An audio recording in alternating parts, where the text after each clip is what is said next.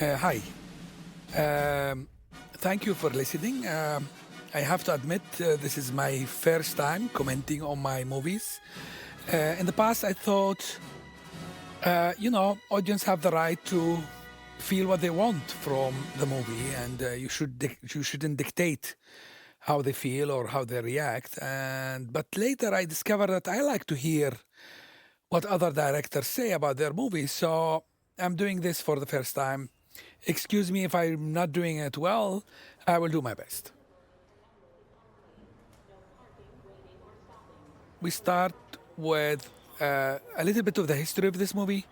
Um, the producer David Reddy from Chernin Entertainment sent me the script, and I read it, and I felt immediately connected to it for for three reasons actually.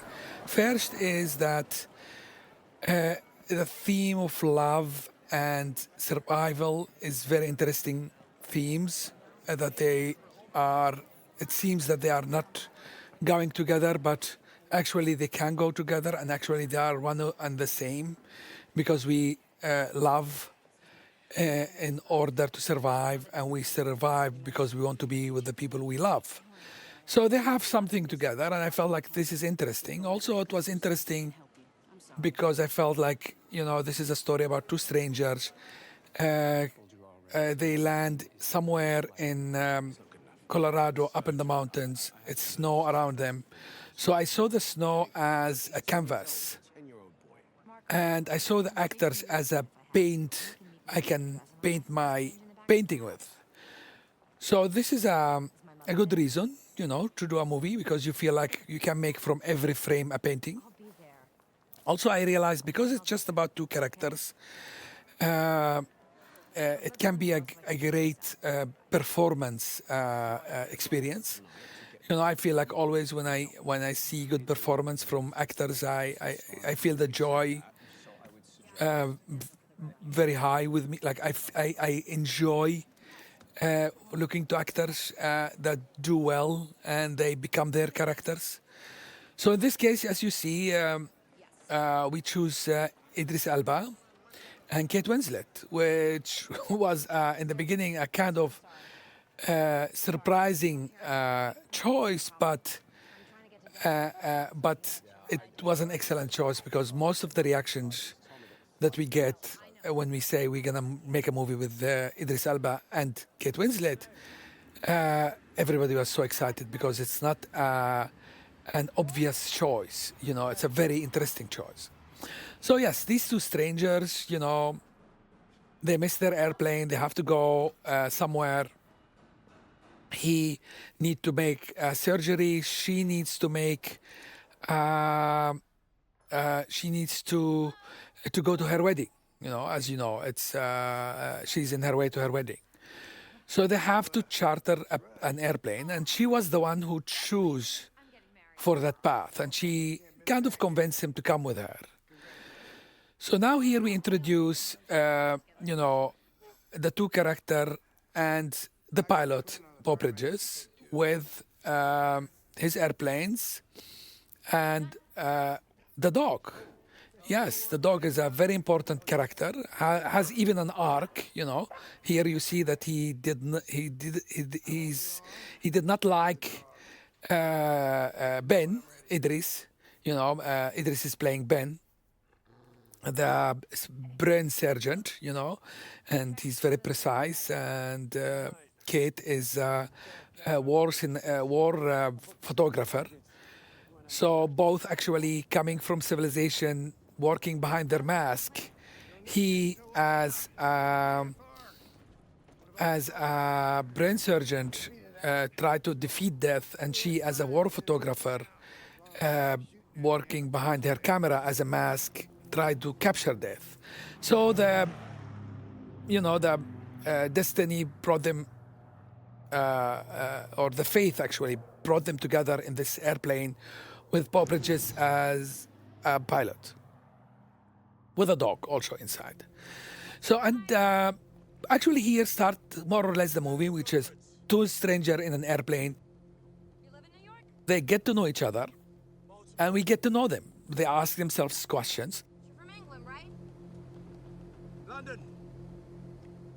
and we get to know what they do in life, how they think, how they are different from each other. And this scene, it's an almost 5 minute scene, and we decide to do it in one shot.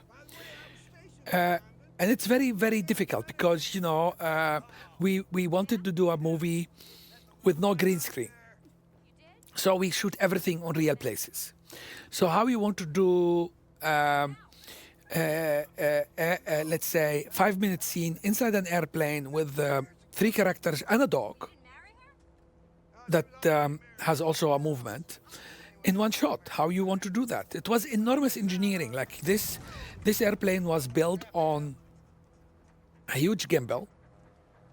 Outside we put not a green screen but white sheets that they can give a natural light, because green screen give a green light, and this is the biggest problem with the green screen.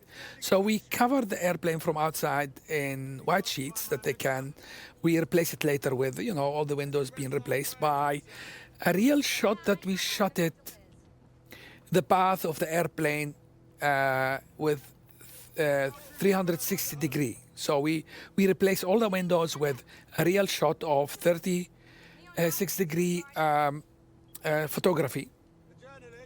And then we put the actors inside an airplane on a gimbal, and inside a camera is, as you see, is moving very smoothly between the actors, turning around, and seeing what the actor sees, no cutting. And why no cutting? Because then you feel there is no shift of position or no shift of time, as if you are one of the passengers that's stuck inside the airplane. So what they experience, you experience actually as an audience. But this require enormous engineering. As I said, the gimbal. The Fox puller has to be also on the gimbal. The grip, the dolly grip has to be also on the gimbal. The 2 trainers of the dog, because the dog is, you're doing something, bargaining, they have to be also on the gimbal. And the actors have to avoid, this, for example, they have to avoid the movement of the camera. So the moment the gimbal do something, they react to it, but also they don't want the camera to hit them. So they have to coordinate between. They have to have a great coordination between camera work, crew work, engineering, acting in one shot. So now you see it's all one shot. It's like here we did a mechanism that we lose the tail inside the shot, and we start to blow a wind inside. Like you can see that this is all real wind, and then the camera is stuck like any other passenger, just waiting till this airplane is gonna crash. Exactly what you do if you are inside the airplane. Like what can you do if it's crashing? You are like just stuck there, and there is no cut till it's hit a rock and then cut to black.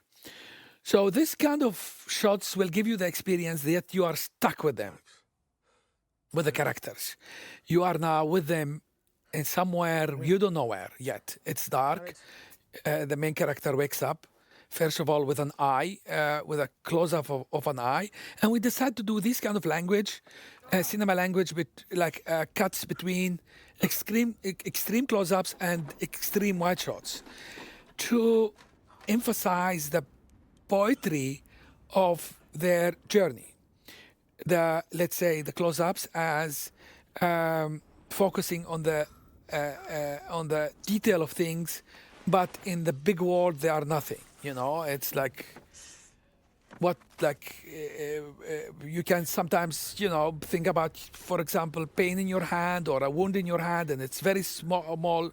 To you it's very big, but to the world it's nothing. It's like, who cares? And this is actually the beauty of life. Sometimes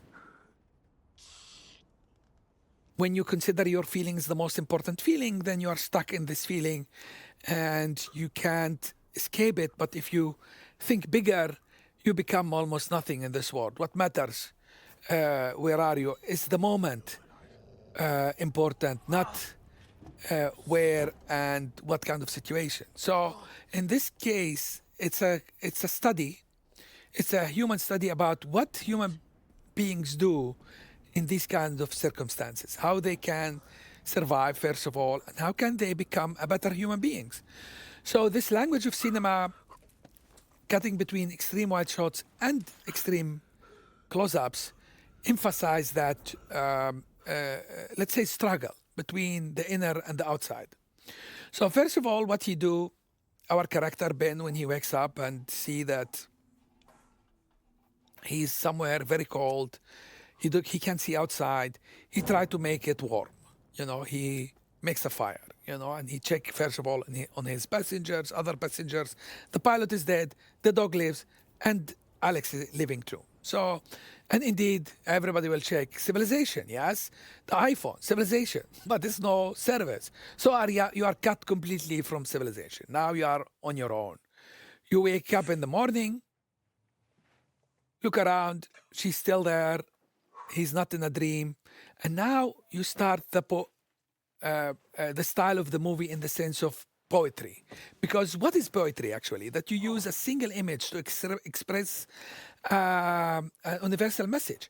And now you see that you stay as an audience, the camera inside the airplane, he's going as if he's a rat going outside, yes? And then you cut to the wide shot and he's in the middle of he's nothing. From inside, he's big, yes? You saw that when we were inside. The camera looked to him, he's big because you compare him to the inside and he's very big. When you cut to the outside, he's like nothing. Look, it's like he's nothing comparing to these mountains and snow and nature and the quiet of things. This is why we also decide here to use the first time music. From the beginning of the movie till now, there was no music. And now you are saying there is a kind of harmony between these two extremes. You as a big from inside, but you as a nothing from the outside. So you cut back to his close-up, almost extreme close-up, to feel what he's feeling, to see his eyes. And then you cut back to the wider shots, but this time he goes inside his hole, yes, from this big place. And then he goes inside, and the camera go down to the earth. He's back to the earth. He's back to the reality, which is his passenger is like Alex. He don't know is still alive, but she's unconscious, and he has to do something about his situation. So first he clean her up. He tried to make her warm, to fix her wound, and to put clothes on her, warmer clothes, that she will not freeze to death. Also, what we realized, he took the jacket of the pilot. So he's changing, actually. In the beginning, we saw him, this snob, wearing a very nice suit and very nice clothes. And now he's transferring to the normal man, like with a jacket not even for him. So he find the tarp, and what he do first, he bury the pilot, because for sure the pilot means something to the dog. The dog is in this case watching and has no power in changing anything. So he's powerless, actually, looking to this guy struggling to bury the pilot, looking at him, feeling with him. Ben is like in the middle of nowhere, burying somebody who he's also stranger to him. Bless him. And then look to the dog. The dog can't watch this anymore. And he continue with his job, burying the pilot. With this, you bury actually your connection with the past. So now this scene is a true visual communication. It's like what's happening. The only thing what he do, he open the door, throws a chair, and then close it back, which is a kind of visual joke. Like when you are stuck in the middle of nowhere, what you can do. Try to make kind of the best of it, which is doing what you have to do. and if the chair was in the, and also it's a poetic way of telling what the character go through.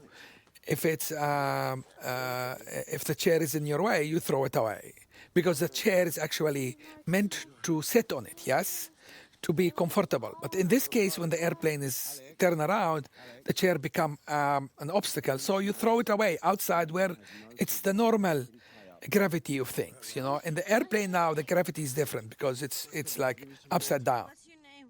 So the chair has no use. You throw it outside because outside it belongs to outside where gravity is normal.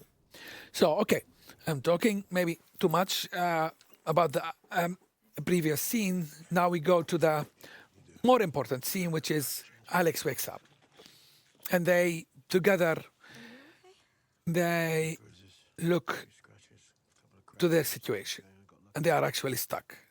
Two strangers don't know each other. They have no other way than to wait till somebody come and rescue them. So, and here was very important after this very, very heavy situation and heavy, like, you know, drama, you have to release the tension. And we did that with a joke. So that when Ben is telling, you know, what kind of food they had and that they have some cookies, she is the one who is asking about what kind of cookies, which is an absurd moment. On the other hand, this is a way to tell the audience, like, okay, guys, don't take it too seriously. You know, life can be like in the middle of danger. You can still make a joke, and making a joke actually is a way of survival. Because I was in my past in some difficult situation, dangerous situation, and I saw that if you keep your sense of humor, you can handle the situation better. Because if you don't laugh and you panic, actually, you have less chances of survival. If you make a joke to yourself, you make the situation a little bit lighter, then you can look better to your situation and you can handle your situation better.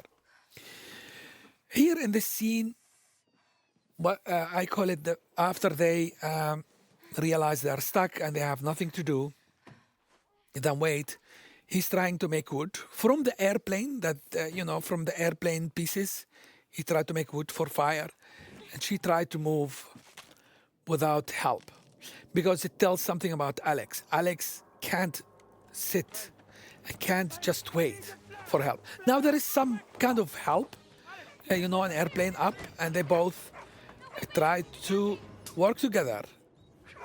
So he grabbed his flare gun and they both try to warn the airplane that it's passing, but unfortunately did not succeed. And then you see the differences in character, where she is like behaving as an impulsive character and he's as a reserved character, and they have different kind of attitude toward this situation. They try to work together, but unfortunately it didn't work for two reasons. One, the situation is bigger than them, and second, they are so different from each other. She tried to come towards him and to work, to convince him that they should work together, and he's like very aggressive in telling her there is no way we can work together. It's impossible. So now he's kind of, finding a way to communicate, and this is through art actually. So they are burning things to make it warmer, which is nice actually, because what you do here as a filmmaker, they are burning their history in order to survive. Yes, it's her pictures, her wedding card. So this burning the past and showing her pictures open a dialogue between them. Now they are more interested in each other. What I want to say here, that art can open your mind to other things. When you recognize beauty in things, you are more open to each other. You are more open to other problems. You don't feel sorry just about yourself. You are thinking about the other. So art can help us. And in this case, she's a photographer, which is kind of art. She makes pictures, and we saw one of her pictures. And it's immediately you feel something from the pictures, and he recognized that it's well done. So he's more open. He's telling more about his humor. This is the first time that he's telling a joke because he feels with her. He feels like she's upset. Nobody knows where they are. And he's tried to make it, bearable for her. So he make a joke, but unfortunately this joke is not in the right place because she is not in the mood to hear his sense of humor. So what you say here, that he has a different sense of humor than she. Now you remind the audience again that they are very tiny in this world, and inside they are very big actually. You can see that inside their world, any movement is a huge movement. Even if you want to have a simple thing as a pea, it's huge to the other. The one is have to help, have to watch, and have to hear what the other do. So this is the contrast between outside and inside. Inside, they are stuck to the moment of intimacy that he has to hear and help her in peeing, which is actually very humiliating for human beings. When you don't know somebody, and for both of them actually, it's very humiliating that you are inside a very small place, but you have to be intimate. This is the chair also outside as a kind of poetry, telling that the chair outside has a better function. Coming inside, and you feel that Alex is humiliated. Alex wants to go outside. She wants to go on. She can't just sit and wait. So they have their first actually conflict about what to do, what to do in this situation. And he tells her like he can't leave because, she won't make a chance without him. So more or less he said, you know what, without being together, we can survive. And I feel kind of responsible for you.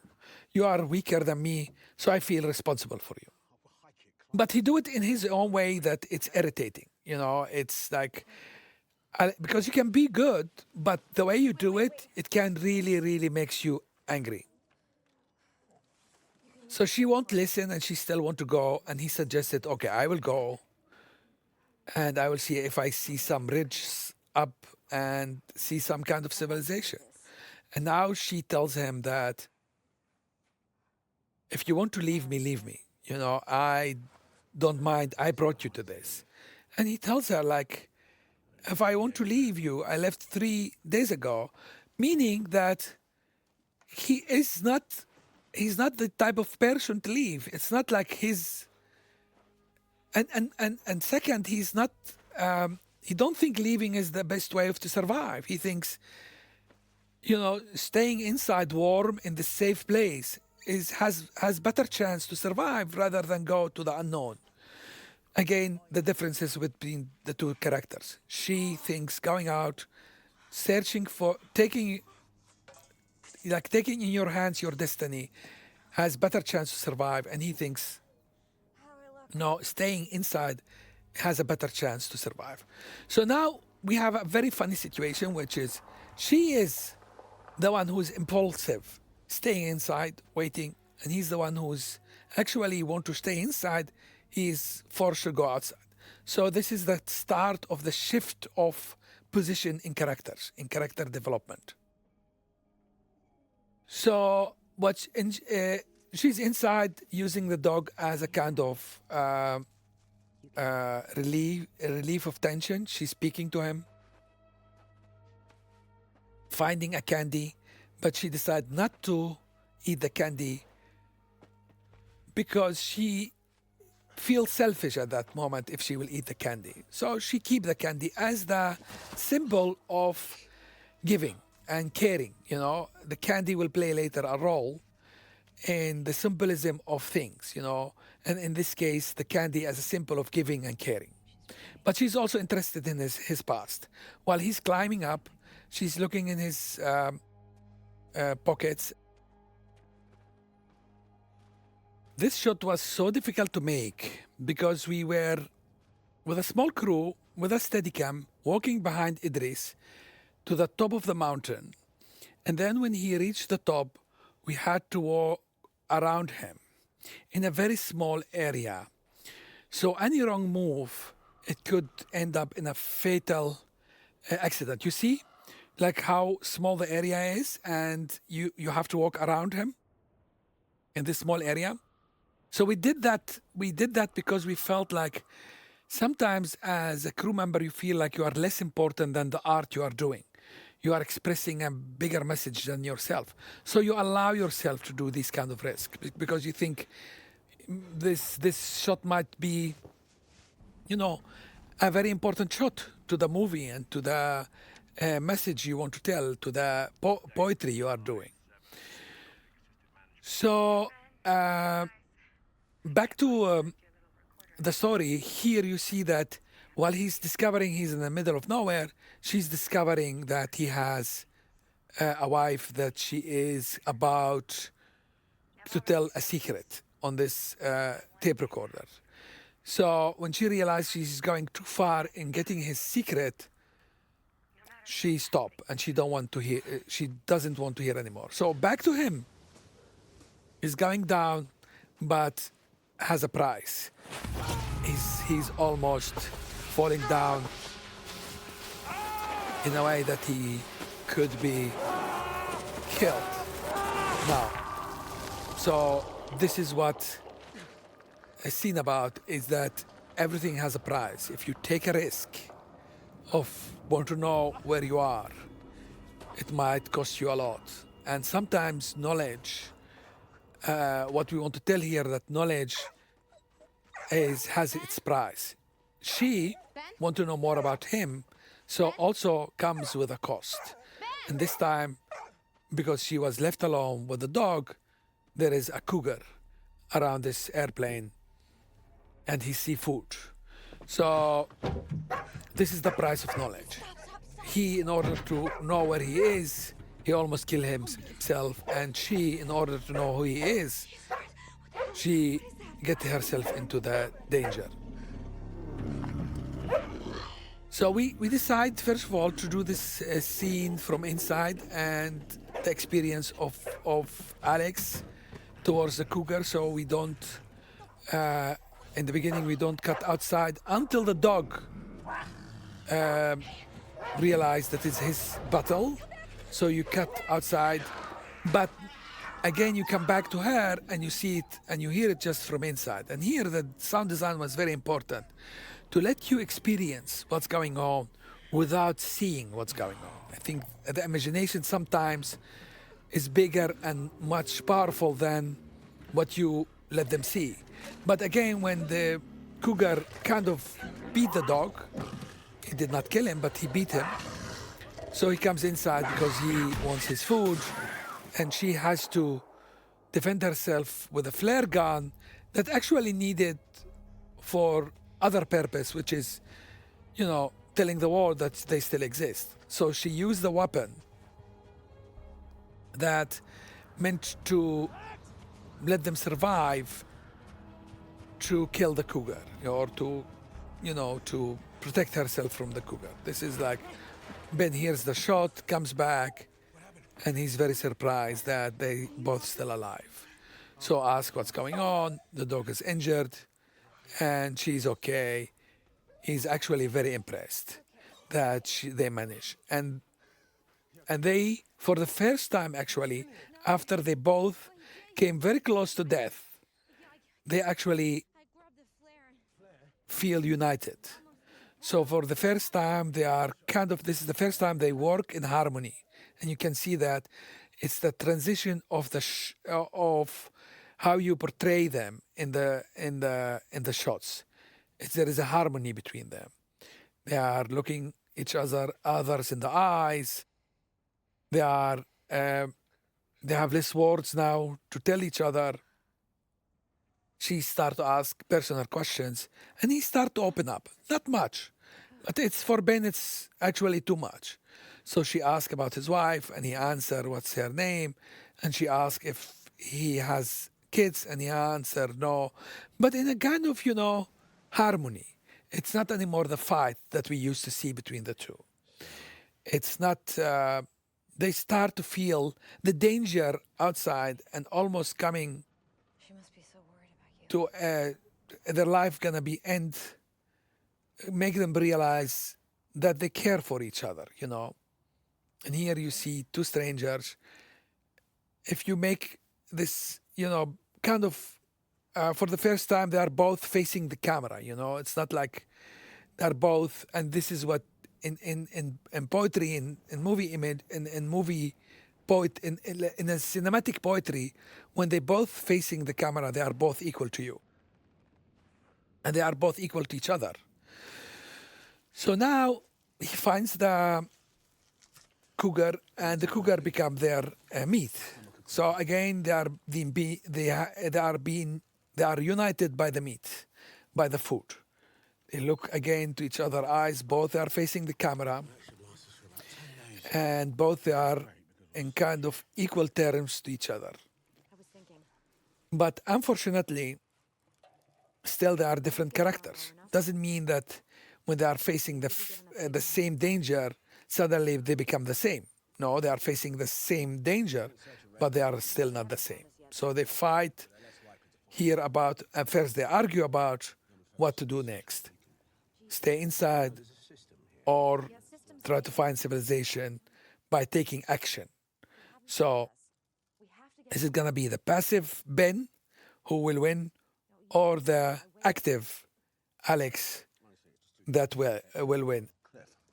Okay, I honestly nearly died. If we stay here, we're safe. If we leave... Look, I don't want to die up here because you're too scared to take a Mate, risk. I don't want to fall off a mountain because you're reckless and selfish. Deliberately here we choose that the woman is the one who is impulsive and the man who is like passive. Because in modern life, the stereotype of the woman is the one who is passive and the man who is active is an old idea about humanity. So it's a modern film, and a progress film. So you change the position of the stereotype of thinking. She's the one who is adventurous, but he's more rational. He thinks this is unsafe and is selfish from her to want to take this adventure. She did it already once, by taking the airplane. So he tells her, like, leave, don't be selfish, don't be reckless, just stay here. This is an insult. She can't, her character force her to leave, but also her dignity. He's insulting her. So it doesn't matter what, she will leave. She will leave and she will take her destiny in her own hands. She won't stay and just wait others to help her. Here, when he wakes up, and for the first time, when deliberately, when he wakes up alone, he becomes actually smaller than before because he's alone. So we portray it in a way that inside he becomes small because he's alone.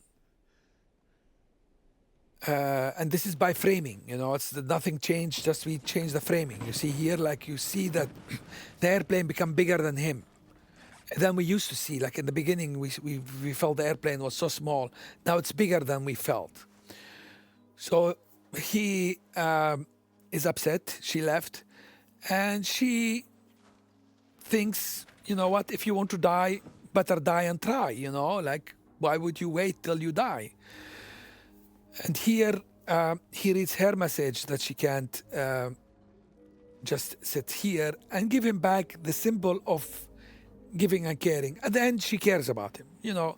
The candy is the symbol of I care about you. It's not like I don't care about you, but I had to go. And her company is the dog, and she can't leave her habits of taking pictures, her, let's say, nature of trying to capture actually things, trying to capture death, life, beauty.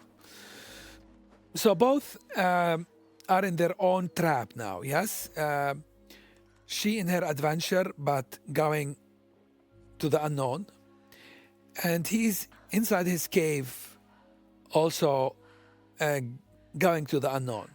So they are somehow united. He's sitting on his chair outside, looking to her footsteps, and decide to go inside again. You know, the same habit as always.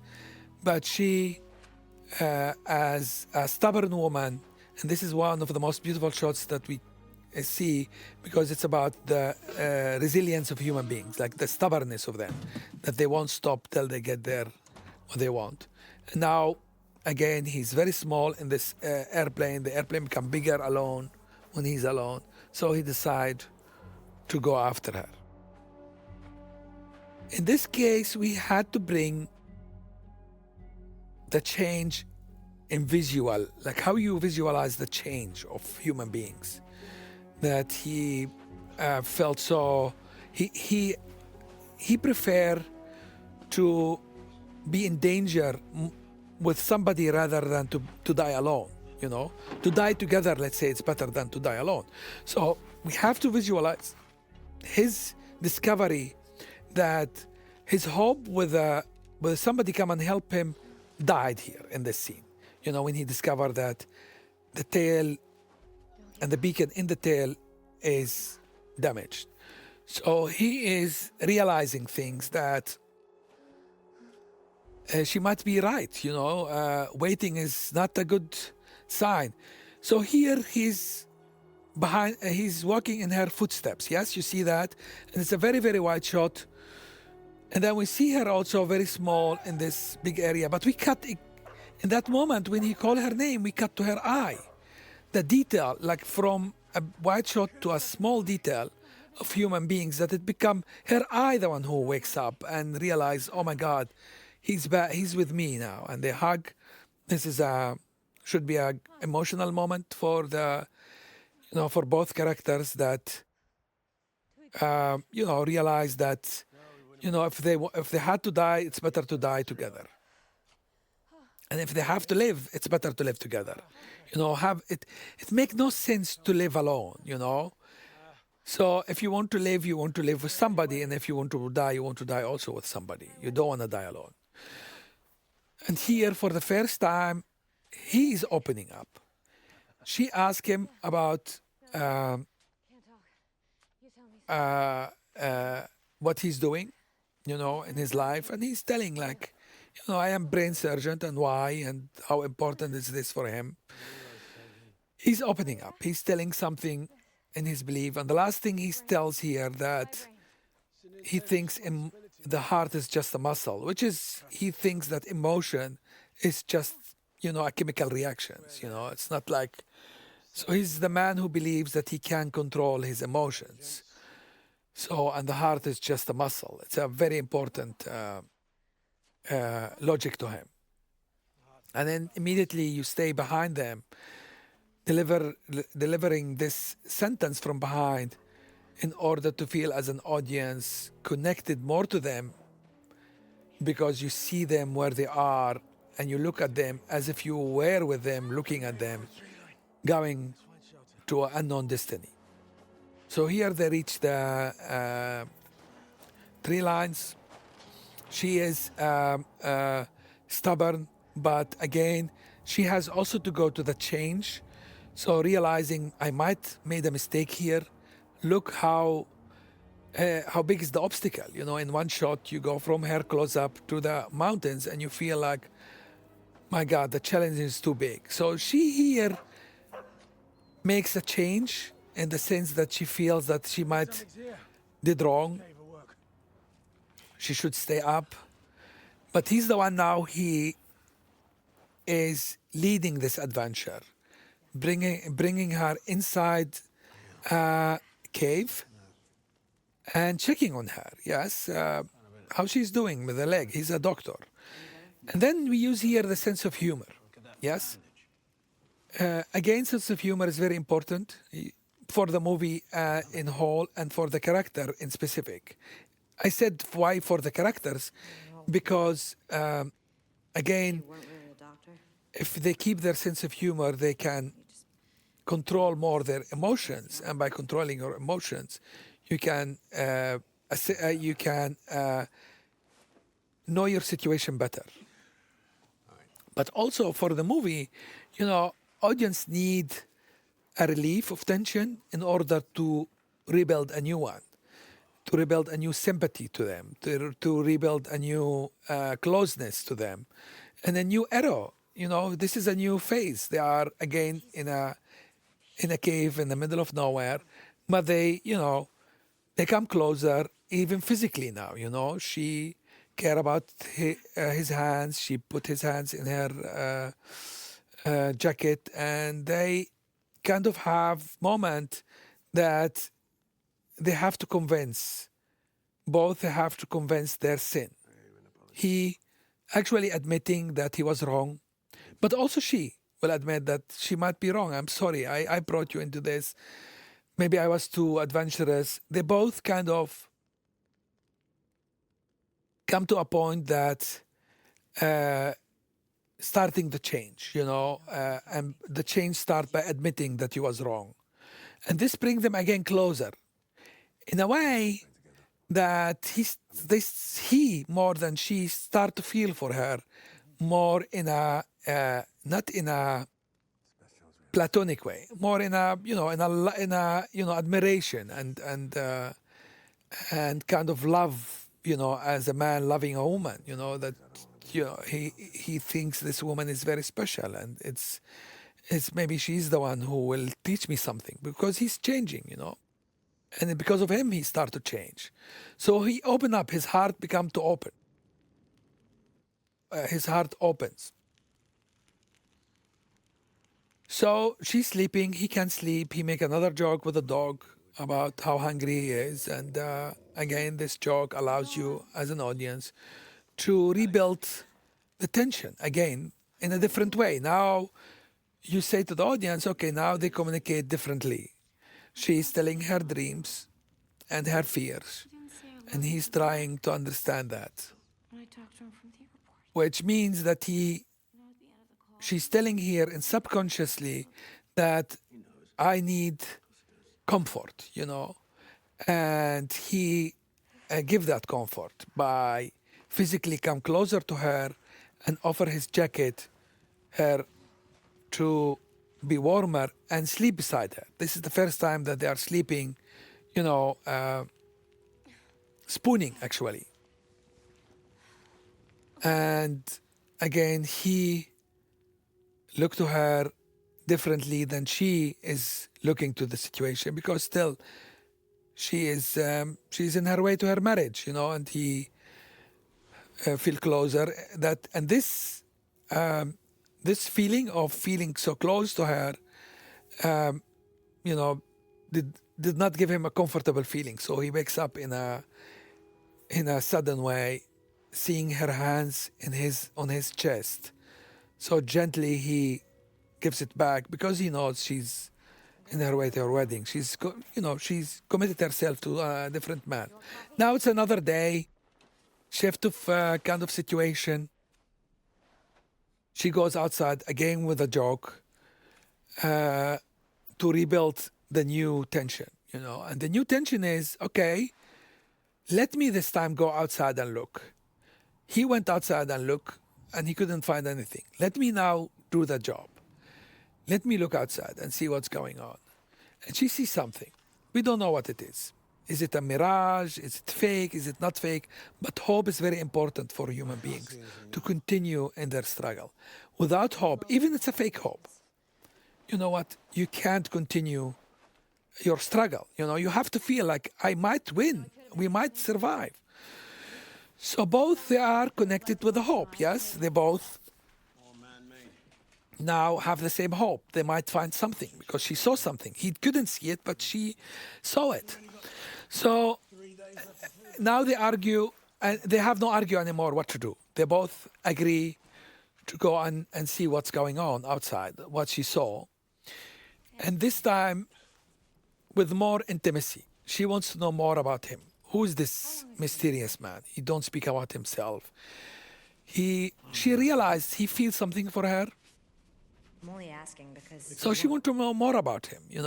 Who's this stranger? But if it comes to his wife, he's very sure that he don't want to tell anything about his wife. So he cap the discussion and tell her, let's go and find out what you saw. Again, she's frustrated. come on, buddy. She wants to know more about him, and he's not allowing her. Now, again, they are in the valley, not anymore in the mountains, where there is running water, but the struggle is not less difficult. They have to, rocks and snow and climbing, and oh my God, these two people have to really work very, very hard in order to reach some kind of sign that there must, some kind of sign somewhere that there must be a civilization. And civilization in this case means surviving. So walking, the dog feels something. The leash was for his safety, but again, there is always different in vision. He thinks that you should restrain him in order to make him safe, and she thinks, no, let him go. He might know where he's going. So the beauty of the nature against the struggle of human beings. And they come to a dead end, but very beautiful. And this is the contrast between beauty and danger, between the inner voice and the outside, between love and survival, between all these contradicting elements, between the wide shots and the close-ups. And again, this contradiction bring the characters to a new conflict, which is, if we are going to die, let's take a risk. Let's take a bigger risk. And he actually thinks here that they are going to die. His instinct telling him, they're gonna die. Everybody gonna die, but not now. We're still alive. Why would we take a risk and make our chances less? So in this case, he is right, because this risk is too big. Leaving the airplane, yes, it might be the right move. But going down here, it's a big risk. They are almost, I'm sure 100% they're gonna die. So this is not a risk anymore. This is madness. So here is the struggle between the madness inside the human beings and the rational inside the human beings. Still, he couldn't lose his rationality and see that, okay, she was right by leaving the airplane, but she's wrong here. But he discussed with her differently. For the first time, if you look into his eyes, he's emotional. He's showing his vulnerability. He's not admitting that he's scared, but you can feel he's scared. She's pushing him to let him feel that to let him say that he's scared. But he's actually showing her more important things, which is he's vulnerable. He's really vulnerable. He's telling her, we're gonna die, but not today. Let's not take this risk. It's too big. And now you see that this risk is too big. If they want to climb down, it's going to be their end. She realized that. She looked down and realized, and this is the reverse turning point. The first turning point was she left the airplane and he went after her. Now he leaves and continue walking, and she goes after him. She don't go her own way. So this is the equality of character development. And this is why they come together in a way, almost in a couple in love. This image tells you they are in love. They are in love because they cause the change for the other. He's changing and she's changing. For the first time, she put her head on his chest. And they are somewhere in the middle of nowhere, having fire, sleeping together almost as a lovers, almost, everybody knows in the beginning of your love relationship, you are cuddling together somewhere, and they know it's forbidden, this love, but realize in order to survive, they might have to fall in love. This is the reverse emotions that they are trapped here. Actually, she is going to her wedding, but she has to make a choice. In order to survive, she has to fall in love because this is what you do. Just 1% of something. So in this situation, as a filmmaker, you create the beauty of this contradiction. In order to survive, they have to fall in love. But if they survive, their love gonna die. Why? Because then, she has to go to her husband. And the beauty of this, they realize it. And that moment when they realize it, he bring back the candy as a symbol of giving and caring. I care about you.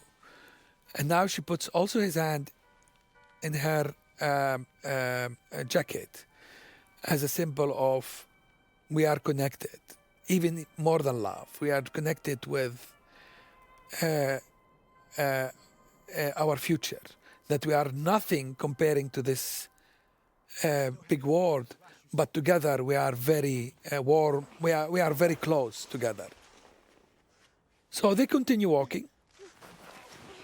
I'm good. And now they come to a situation where Look how beautiful that is. he realized it's very beautiful, but probably they're gonna die here somewhere. And he wants that moment to be memorized forever. He wants that moment, if somebody will find the camera and find them and find, he want her to make his last picture. So he's confessing to her that he's going to die, not today, but he's going to die, and he wants her to make her his last picture, and makes her realize that she did that in the past. She, in her photography, witnessed so many deaths, and she captured so many deaths I got close to that suddenly when she wants to do it for somebody like her, because in the past she was the journalist and the victims were far from her. And now this man is equal to her. How she will feel if somebody will make a picture of her before she dies. Realize that this is like, it's not good, actually. It's sometimes, you have to leave was badly. human dignity, by not taking a picture of their weakest moment. Why would you do that? Still breathing, but she was beyond. I'm not saying if this is right or wrong, but this is the character conclusion. Like, why would somebody now take a picture of us, for example? We're gonna die and somebody. So she don't want that. She realized that I don't wanna take a picture of capturing death anymore. She don't want to hide behind her mask anymore. She's losing the mask. She's confessing that of her sin in the past. So this is her losing her mask, and he see that. He see that she's opening up to him, and she's opening up to herself also. So he kind of comfort her by saying, okay, we're gonna die, but not today, so let's continue. Looking here is the falling in love, both, they start to fall in love, and admitting almost that they are falling in love, and they have joy in this big nature, because even it's dangerous. When you have somebody you care about and you love, let's say pain like cold and snow become joy. Like, look, there are kids playing in the snow, and they are walking and enjoying even the beauty of this place. So in this point of the movie, and almost the middle of the movie, they are totally in love. This is, if you see this picture without dialogues, you think they are two lovers enjoying nature, and they want to melt in each other's eyes and body and thoughts. They make jokes, and she understands his joke. Thank you. They are, they are telling, they are like as if, you know what, here, as if danger doesn't exist anymore. They are somewhere in picnic, eating snow as a food and as a drink. Look, it's like picnic, in the snow. No danger, no feeling of fear. Kind of, they lost their fear. They lost also the feeling of cold. It's very cold. We shot this all in real places, by the way. All of this was in real places. It was very cold for us to do it, and yet, in a certain point after 1 month there, we didn't feel the cold anymore, because you adjust yourself to the new situation. And this is the scene about, they are falling in love, they become a couple, their love protects them from the pain of the outside. She looks to him in a, desiring way. The dog is the one that they care about now together. He goes to see where the dog is and see something. Maybe this is the thing that she saw, like, what is this? He sees something. He go outside, and then he runs toward that something. We don't know what it is. And now, visually, you come to the point of how you want to tell that the both characters now going to a new phase, which is the beginning of their love. And always in the beginning of the love is the danger of losing that love. The danger of not being honest. The danger of showing your best to the other side without letting him accept who you are as a total. So this separation for a while can visualize the emotions of the two characters. She falling into the water, try to cleanse herself from the past and from her obligation to the past. And he running towards her to try to save her, admitting that he don't want to live without her. He admitting that he's ready, because this is very risky. They could fall both into the water, but he take that risk. And it was so difficult to shoot this scene because it was in real place. Kate really went into the water, in cold environment. And she was very brave actually to do that, because it's not easy to put yourself in this kind of situation as an actor. But I felt like this was a marriage between the beauty of acting and the beauty of making art, that actors put themselves in the same situation, sacrifice themselves in order to get something more authentic and more beautiful. Back to the cabin. The cabin she saw as a Fata Morgana now become reality. And the cabin is actually destroyed, and he has to rebuild it as a symbol of their situation. They cleanse themselves, but they have to reconstruct their life, their environment, their love, their self. So the cabin is like nothing functioning, and he tried to make it functioning. He tried to assess what's going on. Like how can I make fire? How can I make warm? How can I make it function?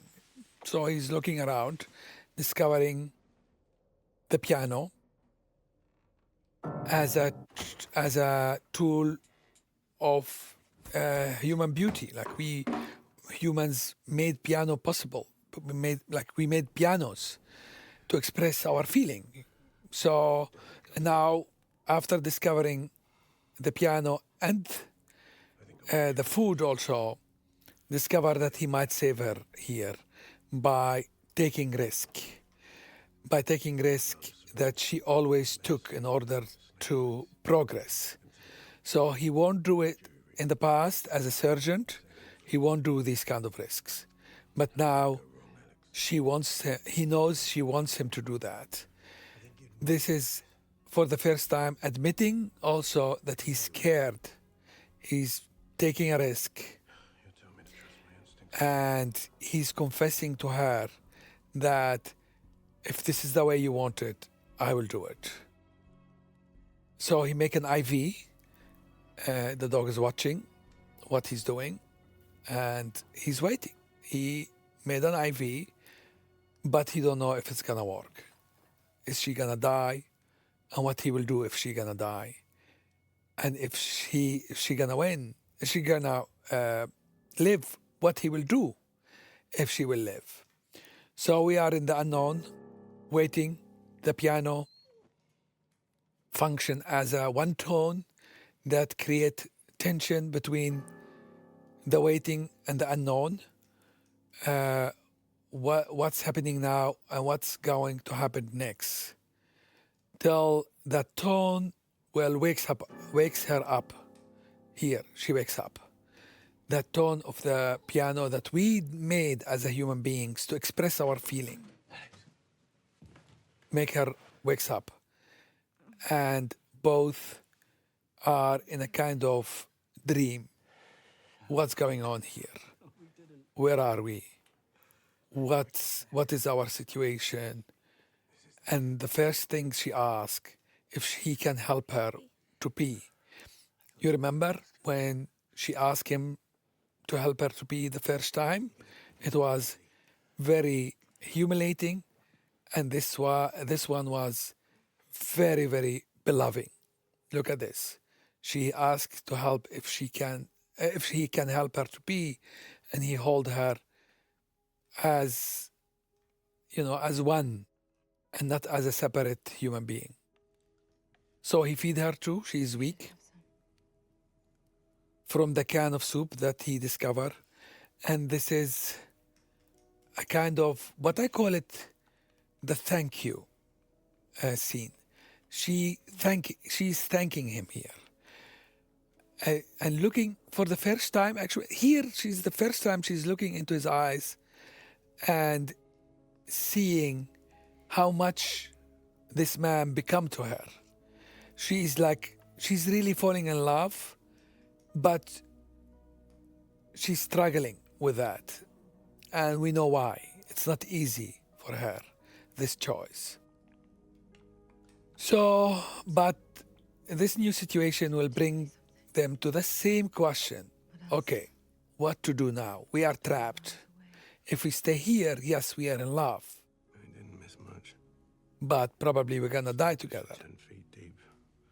And if we go back to civilization, we might survive, but our love might die. So she's the one who realized that, Just have to wait for a break in the weather. okay, actually in love, the most important element in love is sacrifice, your selfishness. And she realized this man sacrificed everything for her. He could go away, he could leave and find civilization. He chose to stick with her, to feed her, to save her actually. So she realized I shouldn't be Don't you want to selfish and I should be like him. She tried to push him actually here to go alone because she's a burden. She's weak. If she go with him, they have no choice together. If he goes alone, he might make a better chance to survive. So she pushed him again to find a way. He's trying to find a way, of getting out of this situation. And meanwhile, she find out that tape recorder that she couldn't listen to it more because she realized she went too far. Now she feels like I know him more, so I have the right to know who is he. We might die together, and I don't know this guy. I mean, I want to know what is his past. So suddenly, the past of this man become very important to her in order to feel more satisfied about who is she is going to love. She loves him, you know. And actually she's telling here, I love you, this is why I want to know you. So in the first time, I was just curious when I listened to that tape recorder. Now, I love you, I want to know, I have the right to know more about you. So she do a kind of sin, small sin, while he's trying actually to find food and he's trying, you know, to find practical things to survive. And she's trying to find emotional thing to survive. The knowledge of knowing him, it might give her more comfort in her self-discovery. So she's listening. He's coming inside, discovering that she is doing something that actually it's not okay. You know, you can't listen to somebody's secret without having his permission. Especially when he's traumatized. Now we feel like not he don't want to tell his past. He can't. He just can't. It's not over yet with him. He still have pain from the past, especially when you have pain from the past. So she forced him actually to listen to his past. So when you love and you have no courage to look back to your life, the one you love force you to look back. And they both sit on the couch in a very beautiful shot. We designed this shot very beautifully to go from the one position to the other without a cut. She actually, behind her is two kind of walls. One wall is with texture and one wall blank. You know, on the right side, you see the wall is divided. One is kind of white, no texture, and the other one has history. So she is in the middle of it, trying to understand who he is. And his background here is the background of damaged. You see his window, the damaged history. He has a history, but it's damaged. You can feel that. And here, her background is in the middle of a situation that on the right she know nothing. On the left, she want to know him. So he go to the outside. He go in front of his background as an attempt to go further, to be closer to her. So when he's actually outside of his background and look to her, he come again, but this time he face her. Yes?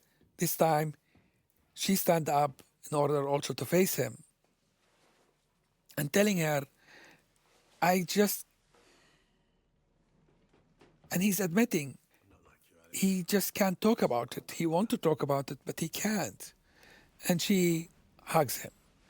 And this is the symbol how human beings actually communicate. Yes, when you are vulnerable, when you are telling something, when you say like, I can't, you're admitting that in a certain point, you have your weaknesses. She gives him for the first time a hug that turns out to be a kiss. And the kiss makes that tension bigger about what's going to happen between them. It's a forbidden love. They can't fall in love because she commit herself to a different man. And we don't know yet his history. He is willing to say more, but he can't. But he's admitting that he can't. He's admitting that he can't tell his past. This kind of situation bring them in a very intimate sexual intimacy.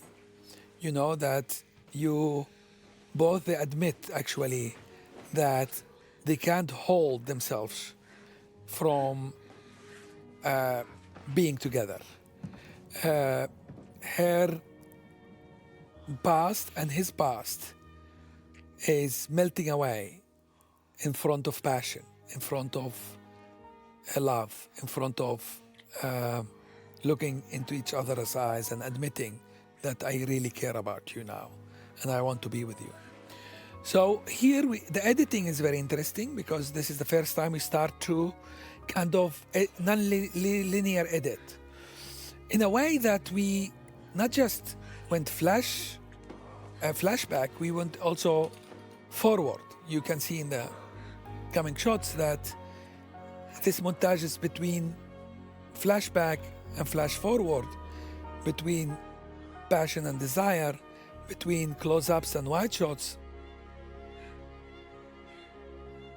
And this is change of style in edit in order actually to tell the audience that there is here a shift. Always you can change style in your movie when there is a turning point, because audience will accept that change because there is an emotional turning point. See here, it's in the future. This is flash forward. Looking back, this is the present, but then looking into each other's eyes, falling in love, and then the present again in the, let's say, after love, and taking a picture, admitting that I love this man so much. If he gonna die, I want to capture his last picture. Actually, kind of cleanse herself from her past, from her sins, from her guilt feeling. In the past, she felt very guilty when she did that. Now she don't feel guilty because she did it from love, not as part of, like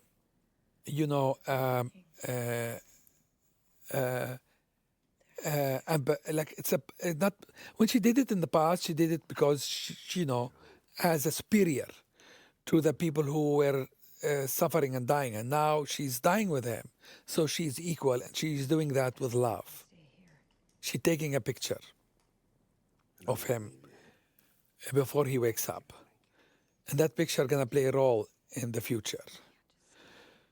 So again, here she is admitting actually that she has no guilt feeling anymore. She don't feel guilty. In contra, she wants him to leave now. She wants him to go and find life. She wants to sacrifice herself by not being selfish, because if she goes with him now, they have less chances to survive. At least he can save himself. So, and he's telling her, listen, I might not make it. And still she thinks, you can't stay here, just wait. That moment of realizing that this woman is actually sacrifice herself to him, want to sacrifice herself to him. She push him to go alone because his chances will be bigger to survive. He's opening up. He realized, if I want to die, my burden of the past, I want to get rid of that. I want to tell what happens to my wife. And we get to know the story of the wife, that she died and he couldn't save her. This is his trauma, actually. So yes, he decided, and this is a change of edit style. We have a slow motions to tell the intimacy and leaving. And we also cutting forward and backward. It's not like linear cut. So as a sign of turning point to the characters. The characters has a turning point. He's realizing that this woman loves him, and she wants to sacrifice herself for him. And he realized here that she's right. He has to leave, and he might find civilization. But when he looked to the moment of separation, realize, their love. He can't walk anymore, here, when he realized that he left the woman he loves, maybe to die alone. He stopped looking back and actually realizing that I can't leave. I did not save my wife, but I might save her. So I won't leave and decide here to run back. So again, his trauma was he couldn't save his wife. So at least let me try to save this woman. It's again, I might not make it, but he won't go alone, not without her. So again, or live together or die together. And this is the ultimate love, yes?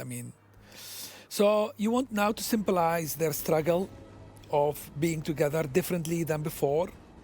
So what you do actually in this montage is that there is no one situation. They are like, mostly we try to make a sense of the time. Now we don't make any sense of the time. Sometimes it's snow, sometimes not. The situation, like the environment is changing. Sometimes it's inside the,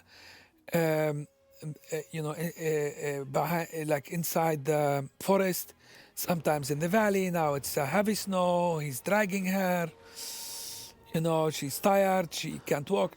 This kind of montage is telling that their struggle now is different. They truly want, like, that's it. Or they die together or they live together. No, she won't leave him and he won't leave her. That's it. And maybe this is their end, lying by a tree and then, gonna give up. And here the sound design was very important, because before that you had build up emotions with music, and suddenly here you hear just their breathe and their environment and the silence, which implicate that this is it. This is the moment that they're gonna die, and that moment needs an intimacy. And sound design helped in this matter. Sound design was here the actually key in let us feel what's going on. So the music always push the scene to a different level, and now without using music, because it was written, music was written for the scene, but sound design, we and sound design realized that without music, the emotions of you as an audience be involved with the character is bigger, because you feel the unity, you feel the beauty of silence actually, and the beauty of real sound than the dictated sound from the music. The music will start here again because, discovery of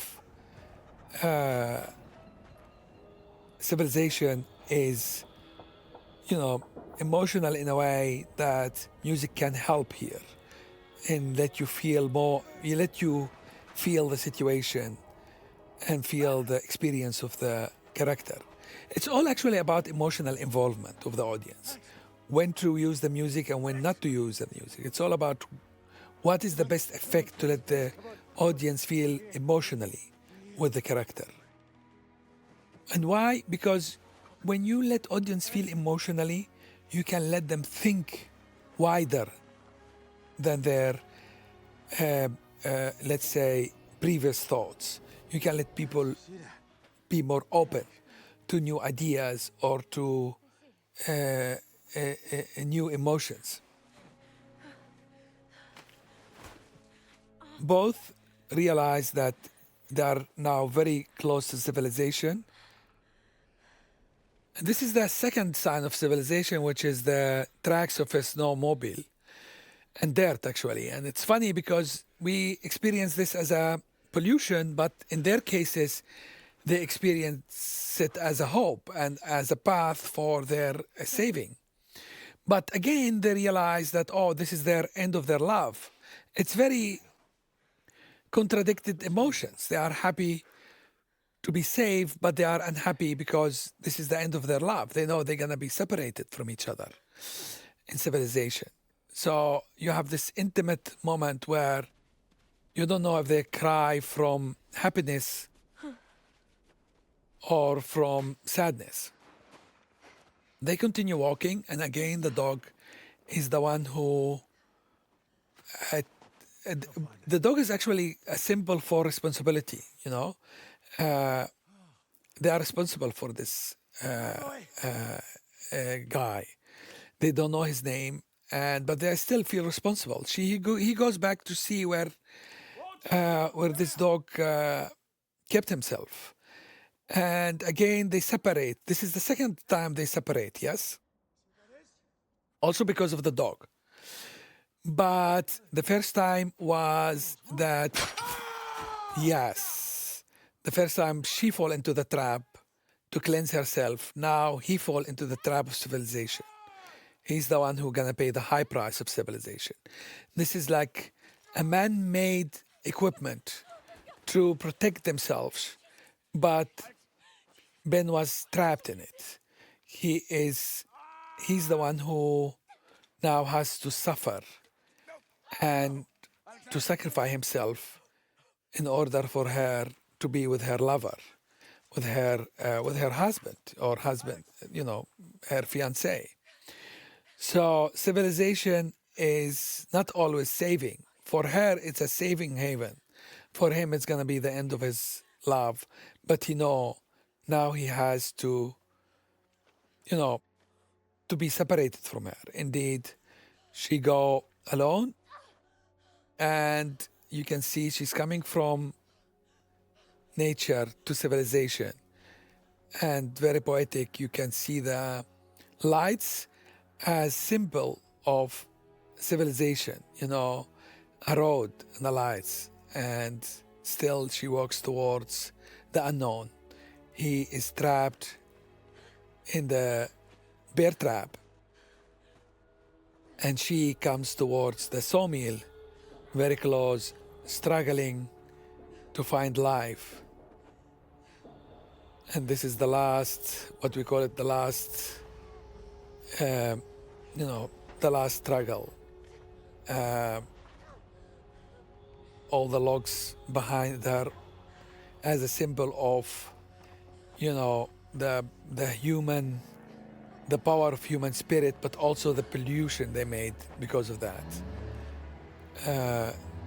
Humans are so stubborn and so, you know, they invented machines, and they can cut woods, and they make trucks, and in order to survive, yes, but also they pollute, and they, you know, they actually attack nature also at the same moment. And this is the contradiction between the two, you know, the beauty of it, but also the ugliness of it. So now when he opens his eyes, and you remember he opens his eyes when the airplane crashed, and as if you say, okay, now is the beginning of the story of him.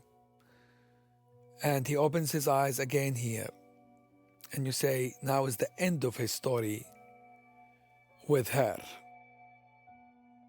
He's calling her name, but it's a nurse who's there. Try to help him. Dr. Bass? Back to life. We don't know yet what happens to her. Yes, so he is going to her room and discovering that she's alive. He's happy and she's happy, but they're both in pain because there is so many emotions here. The feel of finding, you know, the feel of they made it, you know, they made it. And they are so close to each other. This experience, they can't tell nobody about this experience except themselves. So they share this moment, but there is awkwardness also because they are in civilization, and now they are surrounded by people and by machines and by beds and comfortable lives, and so they face each other I feel alive.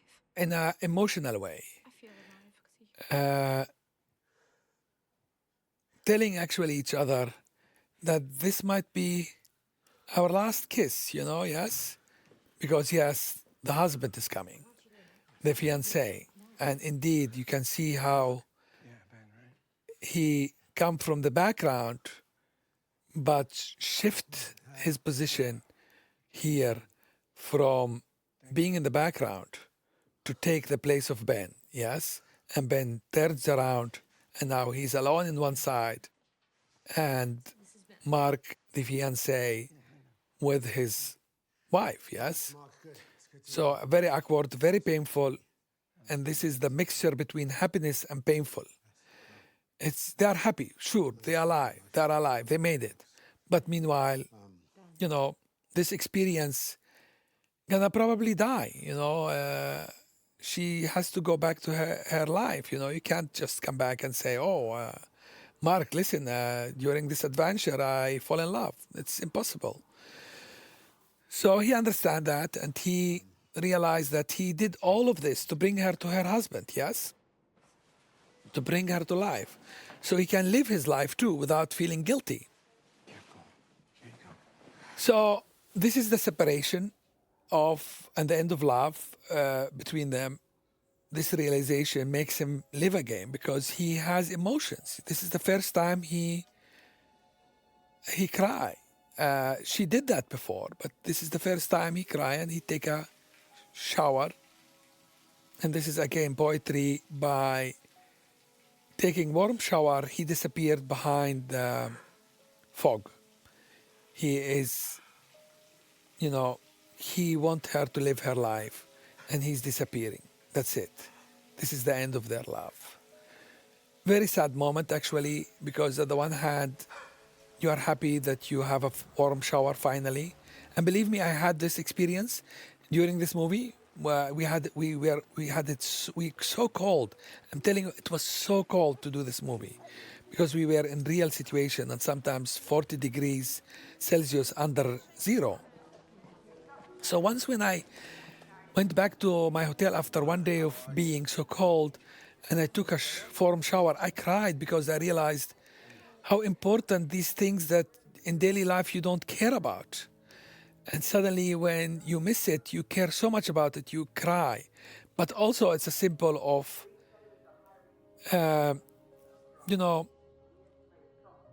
that's it. This experience, it's in the past, He's realizing this again. Like, that's it. I am now just with a dog, which is fine. There is a kind of comfort. And the dog make an arc. In the beginning, he did not like Ben, and now he's with him. Realizing that it's not the first impression who decide your relationship with human beings or with each other, but actually the experience. So the dog is with Ben and she's with Mark.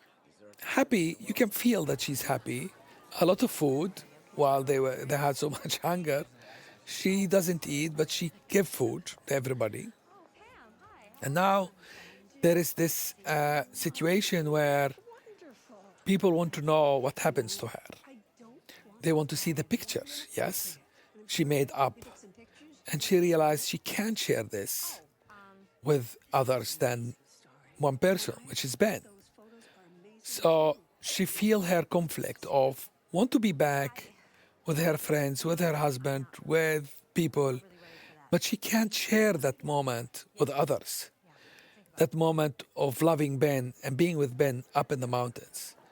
She's here again in a poetry, the image of separation inside and outside. Inside, she's clear. Outside, she's not clear. Here, try to sleep on the floor as assimilation to her situation. It's trying again to cleanse herself. Yes, but she's not succeeding. She's calling Ben. Cleansing yourself with water, it's very symbolic in all religion, in Judaism, Christianity, and Muslims. They all use water as kind of cleansing your soul. She tried. In this case, she can't. She calls him. He doesn't answer because, he wants her to live her life, He wants her to be happy and to forget him. And he will manage. He's not a small boy. Skip out early, once the thing's over. So here, she continue her life, but What? the husband feels that she is different now. She's not the same person that he used to know. And he confront her, yes? He confront her like, Sorry. what's going on? I know you don't want to talk about it, but I want to tell you something very important, that I love you. Even if you miss your piece of yourself, if you become a different person. Actually, what he's telling her, you have to make a choice. What do you want now? I know your mind's still with Ben, but you have to make a choice. I made up my choice. I love you. And now you have to make a choice. So it's a confrontation, confrontational scene where both has to admit what they want. He loves her, so he admit it, and he go back to his cooking, to being a nice man, a good man actually. And here realizing I have to make it. I can't just wait. This is her nature. She can't wait. She always have to lead. So this passive situation it's a nightmare. And she have to face this nightmare. She has to make a choice. She has to make a choice. She has to make something. And her choice was to throw her past with Ben. And this is like this case that she was carrying with her all the time. Throw everything that reminds her of Ben. Even the candy that symbolize giving and caring. What to do with it? Yes, eat it. Because symbolism is actually when time passes, has no meaning. This is like, symbolism can have a meaning in the moment, but later, the moment you defined it, it loses its meaning. But what doesn't lose its meaning is actually the image. Yes? So when she developed the image, an image here means what you make from your history. Not you symbolize it in a candy or in a crows or in a piece of material thing. Image is not a material thing. Image is a memory that can evoke emotions, even when time passes. So the picture of Ben that she took in the cabin evoke immediately emotions when he see it. She sent it to him. She developed it. So she sent it to him. And this image is the symbol of their memory. With a note, he looks at the images, and you as an audience, immediately you feel like, oh my God, this is a history. But image is not material. Image is it's evoke emotions. With a note, you are the only one who could understand this. It makes him feel more that he can't ignore her anymore. So indeed, he will call her. So the last scene when they meet at the restaurant, I won't talk about it because it's obvious what's going on there, but I want to talk about something more important now. Hello? It's about interpretation. I try to to give comments, yes, almost 1.5 hours about this movie. And it's not necessarily that you should, I mean, this is my own interpretation, but your interpretation could be maybe different, you know, like for example here, like what do you read from the background? Yes, you have the tree in the middle and the tree in the left and the tree in the right. What symbolize what symbolize this? You know, you can read what you want, you know, it's not necessarily what in art actually the beauty of it that you will have different reactions to the same thing. How many times you laugh about something and your friend did not laugh about it and find it's more sad, and how many times you have a different, because actually art is just a mirror that let you as an audience, as human beings, to reflect your own thoughts and emotions on it. So it's not necessarily this interpretation is the interpretation of the movie, you know, what I gave. And by the way, I had so many things to tell, but I couldn't because, you know, you have just 1.5 hours to tell the story, and I am watching the movie and I'm telling how what I think at that moment the most important thing. But there are so many important things of why we do it this way, why we cut here, why we use this lens, you know, why this light. You have so many things to explain, but at the end it doesn't matter. It doesn't matter what I thought. What matters is what you think as an audience, how this movie works on you, and you can. Was it able to be a mirror, reflect your thoughts and your emotions or not? So if this was the case, then I feel happy, and I feel that you was able to join the story and join your thought, and you know, and to enjoy your thoughts about it.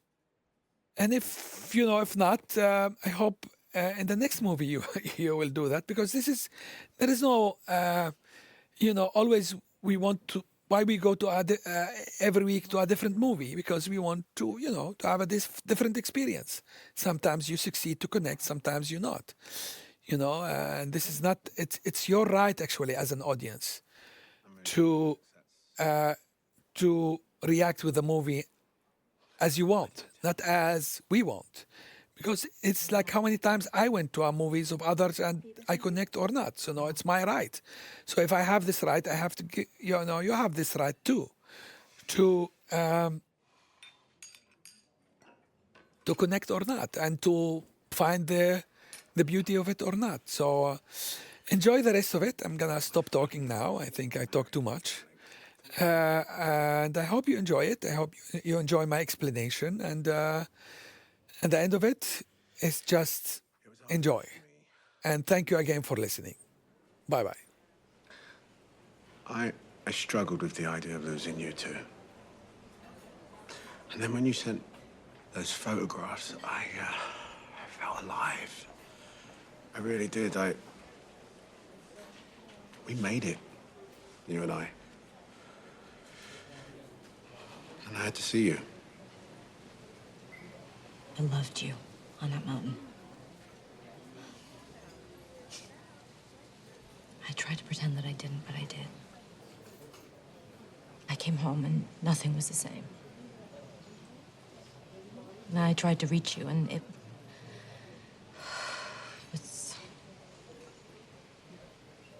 was just too painful. So I had to make myself accept that maybe it wasn't real. And it would never work. Not in real life. Thank you. There's a moment for these things, and then it passes.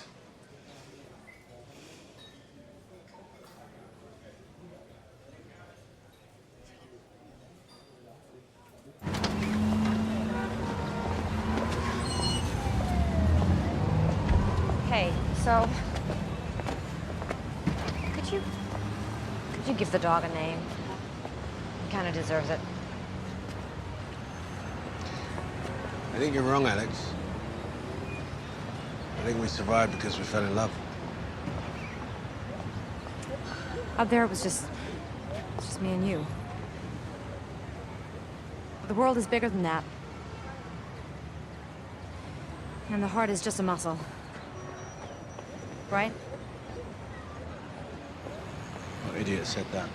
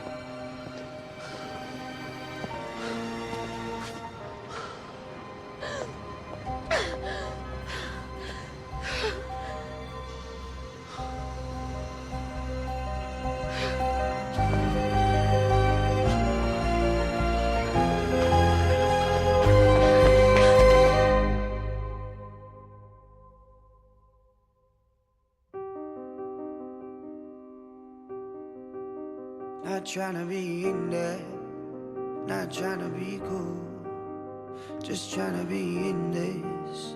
Tell me how you do. Can you feel where the wind is?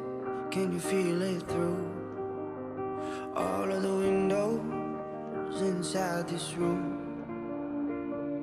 'Cause I wanna touch you, baby, and I wanna feel you too.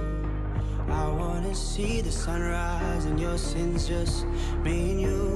Light it up on the run. Let's make love tonight. Make it up, fall in love twice.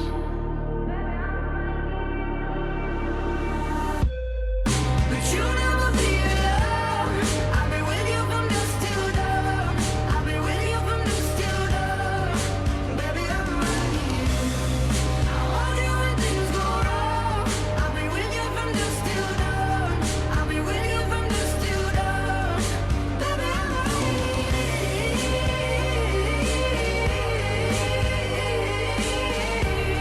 I'll be with you from dusk till dawn. Baby, I'm right here. We were shut like a jacket, so do yours. We would roll down the rapids to find a wave that fits. Can you feel where the wind is?